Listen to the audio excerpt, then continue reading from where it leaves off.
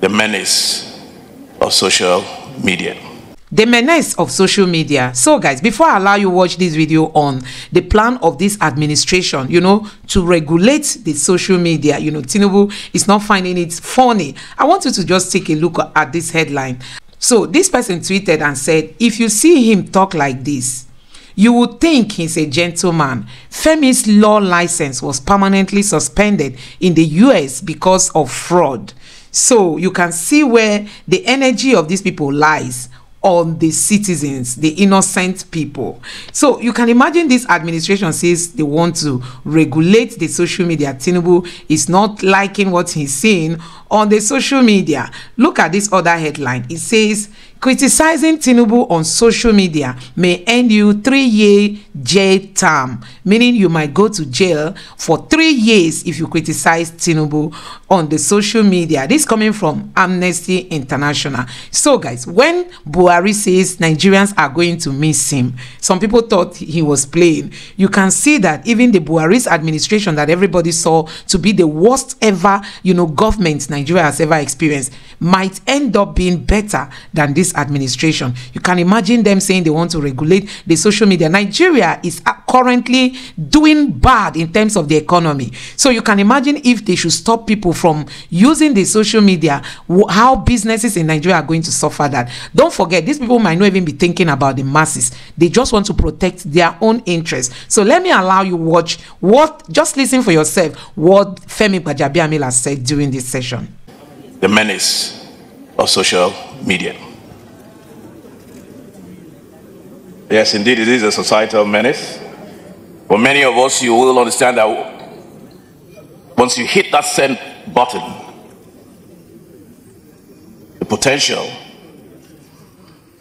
to reach millions of people all around the world poses great danger, not just to the society, but even unintended consequences to the individual who's at your receiving end, including security of life.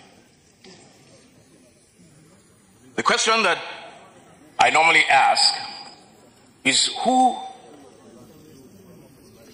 do you hold more responsible? The purveyor of the fake news, or the person who reads it and believes it? The jury is out on that. Who do you hold more responsible?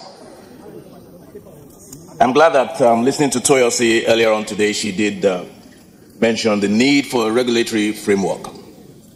Perhaps that's a change in mindset. I remember as speaker, when I was speaker, I attempted to do this. The 9th Assembly attempted, but we were resisted very vigorously by civil society. I guess the chickens have come home to roost, and I believe we're all on the same page now that social media is a menace and it must be regulated. Let me go straight to what I was able to scribble down. And once again say good afternoon.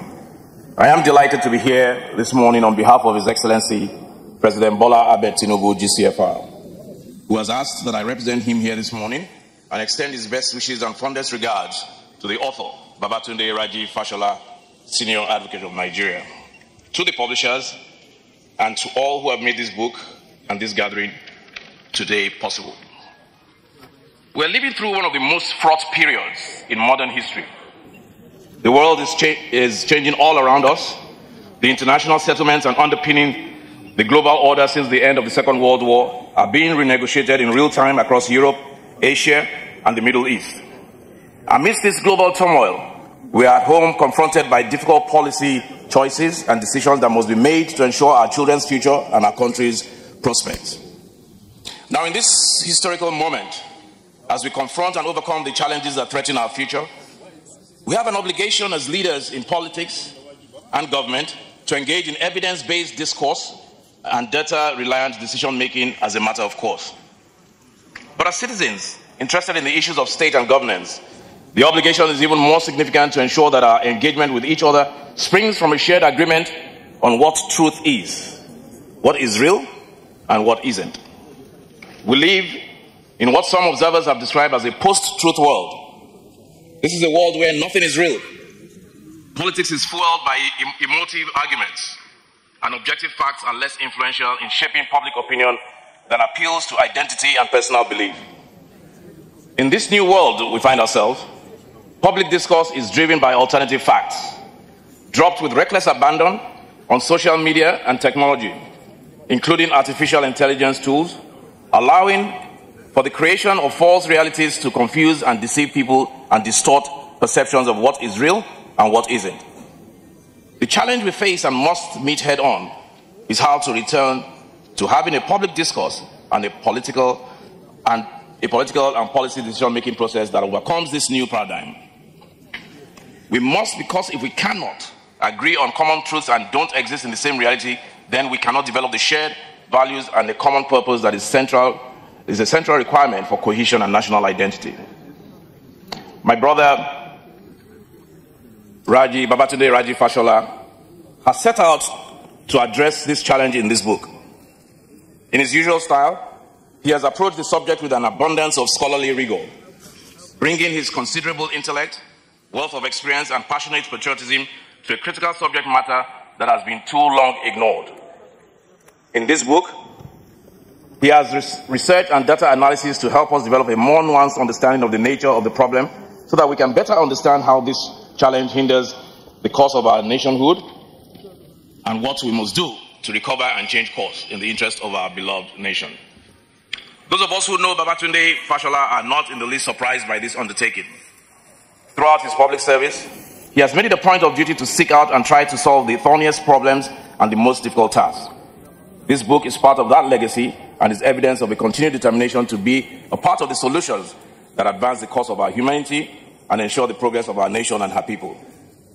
On behalf of Mr. President and indeed all the Nigerian people, I thank you all for your efforts, sir, most especially. I am confident that the insights of this book will enlighten, influence, and improve our public discourse. It will impact the way we make decisions in government at all levels as we strive collectively to meet the promise and overcome the perils of this critical moment in our nation and in the history of the world. I will endeavor to see that as many of my colleagues and friends.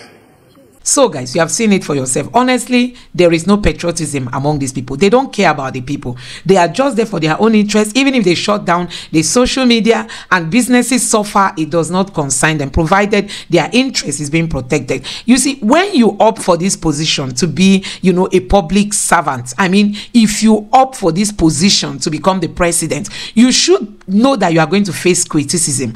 Jonathan faced a whole lot of it. Even the Buhari that just left office faced a whole lot of it. Remember, it was during this Buhari's period. It was during the Buhari's period that they talked about, regulating the social media. There was a bill that came up, and so many people rejected it. Now, this administration wants to bring up that bill again to stop Nigerians from criticizing the government. So, guys, you have seen it for yourself, and they might even jail anybody that speaks ill of this president. So, guys, what are we even? What kind of situation are we to see in this government, under this government? What are we going to be experiencing as Nigeria? They don't even care about if whatever they are doing is going to affect the economy negatively. Let me know what you think in the comment section below. Please don't forget to subscribe to the channel and turn on the notification bell. Thank you.